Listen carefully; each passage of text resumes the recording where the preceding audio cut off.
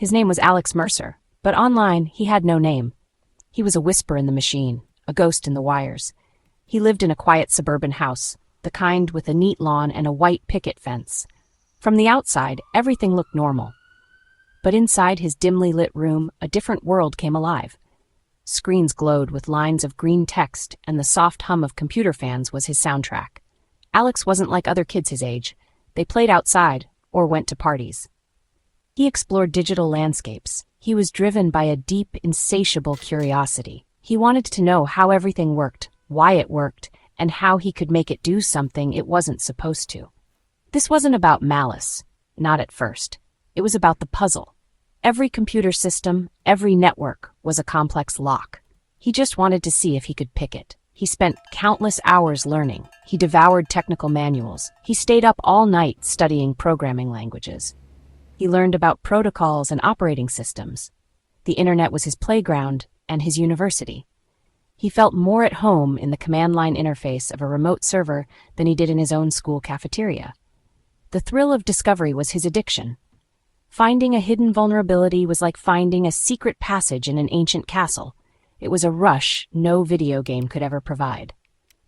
Alex started small. He explored the local library's network. He figured out how to extend his borrowing time on books. Then he moved on to the school's computer system. He found a way to look at his grades before they were officially released. It was a game, a challenge. He was careful. He learned to cover his tracks. He used proxies to hide his real location. He created fake accounts. He became a digital phantom, moving through systems without leaving a trace. Or so he thought. He felt invisible. He felt powerful. In the real world, he was just a quiet teenager. But online, he was a master of a hidden art. His skills grew with each passing day. He wasn't just guessing passwords anymore. He was exploiting complex software flaws. He was using social engineering to trick people into giving him information. He would call a company's help desk, pretending to be an employee who had forgotten his password. He learned to sound confident and authoritative. He could be charming or demanding, whatever the situation required. People were often the weakest link in any security system. They wanted to be helpful. They wanted to trust. Alex understood this human element, and he used it to his advantage. He was no longer just picking locks. He was convincing the guards to hand him the keys. The challenges became bigger. The targets became more significant. Alex set his sights on larger corporations. He wasn't interested in stealing money. He was interested in knowledge. He wanted to see the source code for the latest software. He wanted to read the internal emails of powerful executives. It was the ultimate peek behind the curtain. He saw it as a form of digital archaeology. He was uncovering the secrets of the modern world. One night, he targeted a major telecommunications company. Their network was a fortress. It was a labyrinth of firewalls, intrusion detection systems, and encrypted channels. For Alex, it was the perfect puzzle. He spent weeks studying their infrastructure. He mapped out their network from the outside. He found a small, overlooked server. It was an old machine used for testing. It hadn't been updated in years. It was the crack in the armor he was looking for. He exploited a known vulnerability in its software, and just like that, he was inside. He had a foothold. From there, he moved slowly and silently. He was a digital ninja, moving from one server to another. He elevated his privileges. He gained more and more access. He felt the familiar rush of adrenaline. He was dancing in their private digital world. He found what he was looking for: a repository containing the source code for a new mobile operating system. It was the company's crown jewel. It was worth millions. Alex didn't want to sell it. He just wanted to read it. He wanted to understand its genius. He began downloading the massive files. The transfer was slow. It took hours. As the progress bar crawled across his screen, he felt a mix of excitement and fear. This was different. This was a much bigger league than the school network. He was playing a dangerous game. The stakes were incredibly high. He knew it.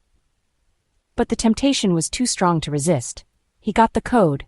He spent the next few days studying it. It was beautiful. It was elegant. He learned so much. But his digital dance had not gone unnoticed. Inside the telecom giant's headquarters, alarms were blaring. System administrators were scrambling. They saw the unauthorized access. They saw the massive data transfer. They didn't know who it was, but they knew they had been breached. They patched the vulnerability Alex had used, they started a massive internal investigation, and they called the police. A team of federal agents specializing in cybercrime was assigned to the case. The hunt for the digital phantom had begun. Alex was a ghost, but even ghosts leave shadows. The federal agents were good. They were very good.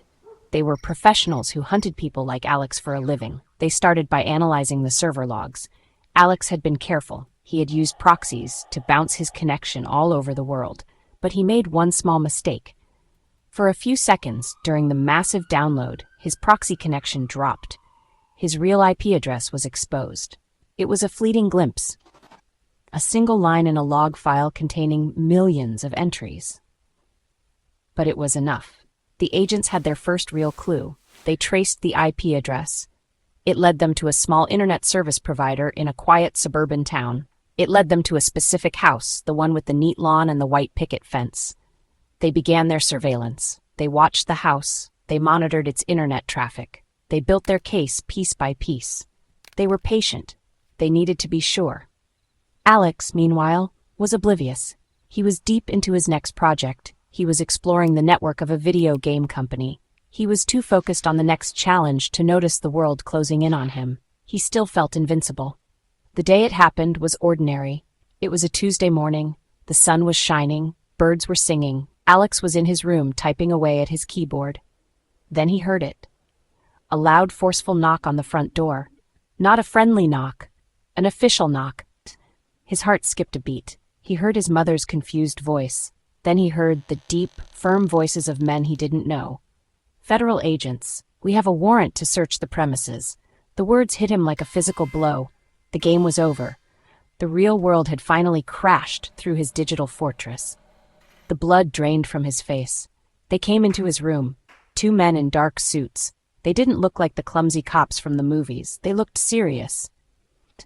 They looked intelligent. One of them pointed at the computers. "Don't touch anything," he said, his voice calm but firm. Alex just sat there, frozen in his chair. He watched as they began to carefully disconnect his machines. They bagged every hard drive, every disk, every piece of paper with notes on it. They were methodical. They were professional. They were taking his entire world away. His mother stood in the doorway, her face a mask of confusion and fear. He couldn't look at her. The shame was too much. The arrest was a blur. The handcuffs felt cold and heavy. The ride in the unmarked car was silent. The interrogation room was small and gray. Alex sat across a metal table from 2 agents, the same agents from his room. They didn't yell. They didn't threaten him. They just laid out the evidence. They showed him the log files. They showed him the trace to his IP address. They showed him everything. "We know it was you, Alex," one of the agents, a man named Agent Miller, said. "The question is, what happens now? You're young, you're smart, you're standing at a fork in the road." Alex felt the weight of his actions crush him. The thrill was gone. The excitement was replaced by a cold, hard reality. He wasn't a phantom. He was a teenager in a lot of trouble. He was facing serious federal charges. Prison time was a very real possibility. He thought about his future, a future that now looked like a dead end. He saw the disappointment in his parents' eyes. He saw the life he could have had slipping away. The agent's words echoed in his mind. A fork in the road. He could continue down this path, a path that led to jail cells and a criminal record. Or he could choose a different one. Agent Miller saw the conflict in Alex's eyes. He saw the fear, but he also saw the intelligence. "You have a gift, kid," Miller continued. "You see the world in a way most people can't. You see the flaws, the vulnerabilities. You can use that skill to break things, or you can use it to build things, to protect things. The choice is yours. You can spend years in prison, or you can help us understand how people like you think. You can help us make our system stronger." It was an offer, not a get-out-of-jail-free card, but a chance to turn his life around. This was his turning point, the moment of clarity. For the first time, Alex thought about the other side of the equation. He had always seen security as a challenge to be beaten. He never thought about the people who had to clean up his mess. The system administrators who worked late nights patching the holes he found, the companies that lost money and data. He realized his curiosity had a cost that other people had to pay. He looked at Agent Miller. He made a decision. He chose the other path. He agreed to cooperate. He would take his knowledge of the dark and use it to build something in the light. The legal process was honestly long and difficult. Alex pleaded guilty. Because of his age and, his cooperation, the judge was actually pretty lenient. He received a sentence of probation and community service, but the most significant part of his sentence was a ban. He was forbidden from using a computer or the internet without supervision. For a boy who basically lived online, it was like being cut off from the air he breathed. But it also gave him time to think, to reflect. He spent his community service hours at a local youth center, teaching basic computer skills. He saw how technology could, empower people, how it could be a tool for good. He started to channel his immense energy in a new direction. He couldn't hack, so he designed. He filled notebooks with diagrams of secure networks. He wrote out theories on how to build better firewalls. He designed intrusion detection systems on paper. He was still thinking like a hacker. He was still looking for the flaws. But now his goal was to find them before someone else did. He wanted to fix them, to build walls instead of tearing them down. He was becoming an architect of defense. He was using his poacher's knowledge to become the ultimate gamekeeper. When his probation ended, the world of technology had changed. It was more connected than ever. And honestly, more vulnerable than ever. Companies were desperate for people who understood the threats, people who thought like the enemy. Alex, with his past, had a unique perspective. He decided to put his newfound skills to the test. He started a small blog. He wrote about security vulnerabilities he found in popular software. But instead of exploiting them, he reported them responsibly to the companies. He explained the problem in detail and suggested a solution. His work started to get noticed. Security professionals read his blog. They were impressed by the depth of his analysis. He wasn't just a script kiddie running automated tools. He had a deep, fundamental understanding of how systems worked. He was a natural. Slowly, a few small companies reached out to him. They asked him to test their systems. They wanted him to try and break in, but this time, they were paying him to do it. They were giving him permission. He was a hacker again. But this time, he was one of the good guys. He was a penetration tester, a digital security consultant. The consulting work grew quickly. Alex was good at his job. Honestly, he was too good. He found vulnerabilities everywhere: websites, mobile apps, corporate networks, you name it. He delivered these super detailed reports that showed companies exactly how he got in, and more importantly, how they could fix it. His reputation just kept growing in the cybersecurity community. He was the ex-hacker who had turned his life around, the kid who got caught and decided to help instead. He was building a new identity, one based on trust and expertise. He wasn't a phantom anymore. He was a trusted advisor. But he started to see a bigger problem. Companies were always playing defense, always one step behind the attackers. They'd patch one hole, and hackers would find another. It was like this never-ending game of whack-a-mole. That's when Alex had an idea. What if you could build a system that learned? Something that could actually predict an attack before it happened? A system that thought like a hacker. He wanted to automate his own thought process, to build an artificial intelligence that could defend networks proactively. It was ambitious, honestly revolutionary. But he knew he couldn't do it alone. He needed a team. He needed funding. This was a whole new kind of challenge. It wasn't just about technical skill anymore. It was about business. It was about convincing people to believe in his vision and to believe in him. So he recruited a few brilliant programmers and security researchers he'd met through his consulting work. They shared his passion. They believed in his idea. Together, they spent months in this tiny rented office, fueled by coffee and pizza, hammering out thousands of lines of code. They built a prototype. They called their new company Aegis Cybernetics, named after the mythical shield of the gods. The journey was tough. They pitched their idea to dozens of venture capitalists, and most of them said no. They were wary of Alex's past, an ex-convict, a former black hat hacker as the CEO of a security company. It was a hard sell. The irony wasn't lost on Alex. The very skills that made him perfect for the job were also his biggest liability. But he didn't give up. He refined his pitch. He demonstrated the power of their prototype. He showed them how his unique perspective was a strength, not a weakness. Finally, one investor saw the potential. They gave them the funding they needed to build their fortress. Becoming a CEO was a shock to the system. Alex was used to command lines, not spreadsheets. He was comfortable with source code, not shareholder meetings. He had to learn a whole new language, the language of business. Marketing, sales, finance, human resources. He had to pick it all up. He was, in a way, a hacker in a suit. Honestly, he felt like an imposter. Sitting in boardrooms surrounded by seasoned executives, he'd feel like the kid in the principal's office all over again. The challenge was immense.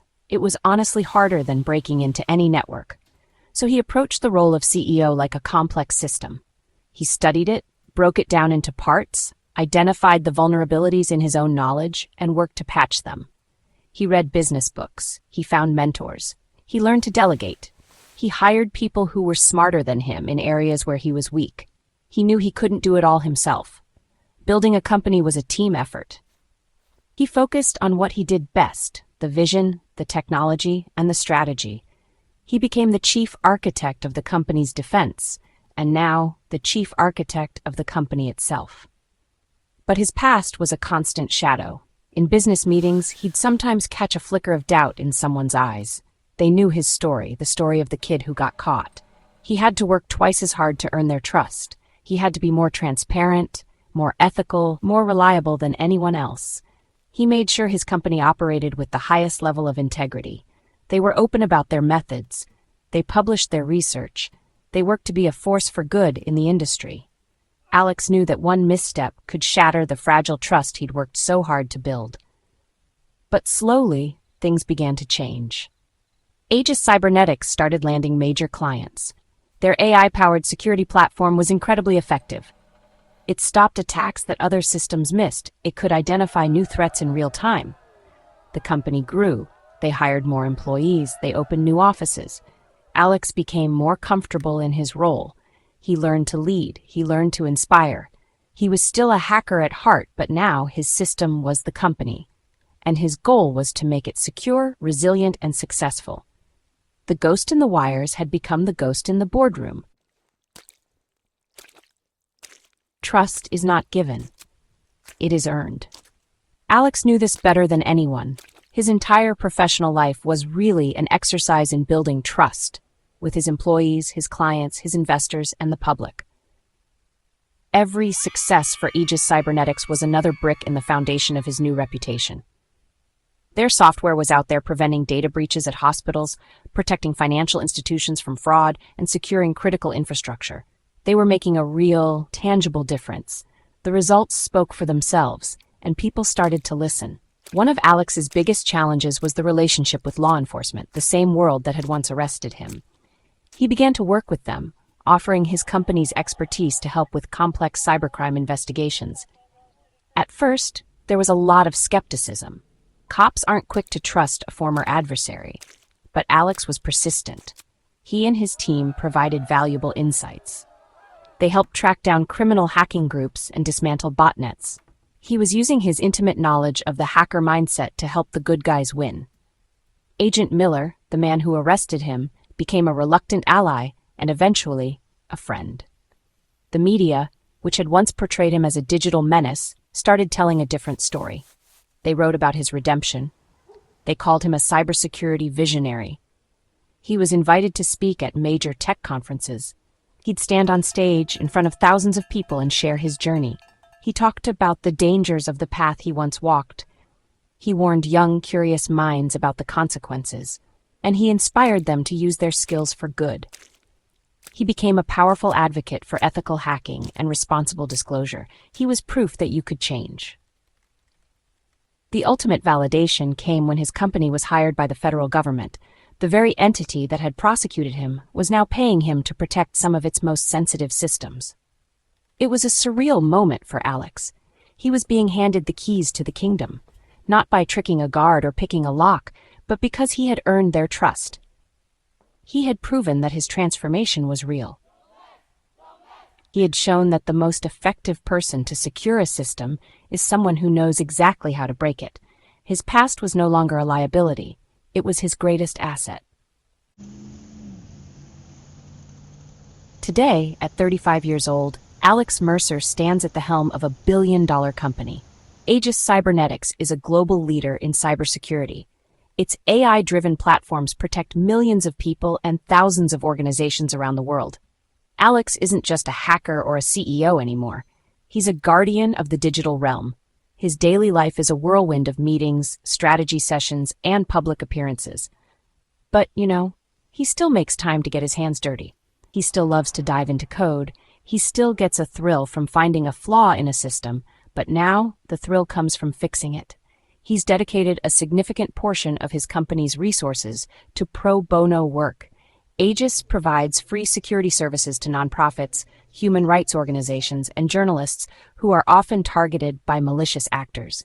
He believes that everyone has a right to be safe online. He's also established a foundation that provides scholarships and mentorship for young people from disadvantaged backgrounds who are interested in technology. He wants to give them the opportunities he never had. He wants to guide their curiosity down a productive and ethical path. Alex's journey from a suburban bedroom to a corporate boardroom is a testament to the power of change. It shows that a person is not defined by their worst mistakes. He faced his past, learned from it, and used it to build a better future.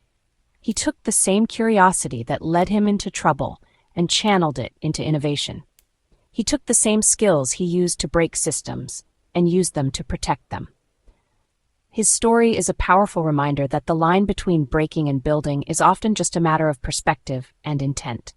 As he looks out from his corner office overlooking the city, Alex knows his work is never done. The digital world is constantly evolving. New threats emerge every day. The dance between the attacker and the defender continues. It's a dance he knows well. He's no longer the lone phantom moving through the shadows. He's the leader of an army of defenders. He's the CEO on watch, forever vigilant, using his incredible journey to make the internet a safer place for everyone. The ghost in the wires now builds the walls.